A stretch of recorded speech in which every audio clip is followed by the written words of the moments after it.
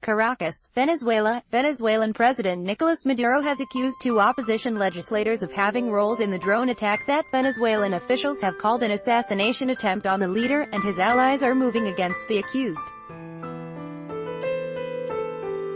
The head of Venezuela's pro-government Constitutional Assembly said he would have the body take up a proposal Wednesday to strip the lawmakers of their immunity from prosecution. Venezuelan President Nicolas Maduro delivers a speech during a ceremony to celebrate the 81st anniversary of the National Guard in Caracas on August 4, 2018. Maduro was unharmed after a drone exploded at the event, Juan Barreto, AFP, Getty Images. During a national television broadcast Tuesday night, Maduro said statements from some of the 6 suspects already arrested in the weekend attack pointed to key financiers and others, including Julio Borges, one of the country's most prominent opposition leaders who is a lawmaker but is living in exile in Colombia. Several of the declarations indicated Julio Borges. The investigations point to him, Maduro said, though he provided no details on Borges' alleged role. Borges did not immediately comment on Maduro's accusation. Article continued below. The president also named opposition lawmaker Juan Requesens, who was seen in a video widely circulating on social media being arrested by Venezuela's political police force.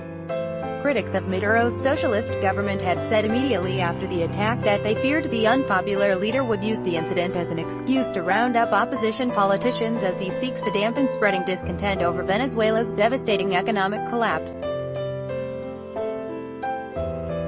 In the attack, 2 drones armed with explosives detonated near Maduro as he spoke outdoors during a military celebration Saturday evening. Images on live television showed Maduro and his wife looking up at the sky at one blast and then hundreds of soldiers scrambling. Prosecutors have arrested 6 people who face charges of treason, attempted murder and terrorism. As elected lawmakers, Borges and Requesens enjoy immunity from prosecution under Venezuelan law. But Diosdado Cabello, the powerful Socialist Party leader and president of the National Constitutional Assembly, said in a tweet that he planned to introduce legislation stripping lawmakers of this protection. The events come as Venezuela's economy continues to hemorrhage and thousands flee to neighboring nations seeking food and medical care.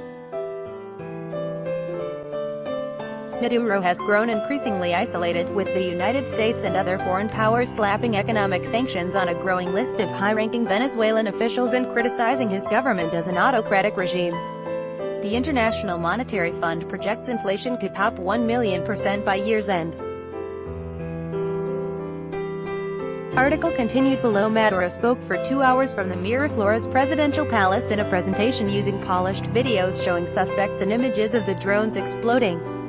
One video included a purported confession by one handcuffed suspect, whose face was blurred out as explained the plot. Maduro also held up military hats worn by soldiers with holes in them from debris the explosion. Several soldiers seated in the audience had white bandages on their heads, apparently injured in the assassination attempt. The president also displayed wanted posters with names and pictures of other suspects who he said are living in the United States and Colombia. Maduro said he would provide evidence to officials in both countries and ask for their cooperation handing over suspects who helped orchestrate and finance the attack. I want to explain to the government of the United States and the government of Colombia in detail all the evidence that leads us to accomplices and direct responsible living in the state of Florida, Maduro said. I trust in the good faith of Donald Trump.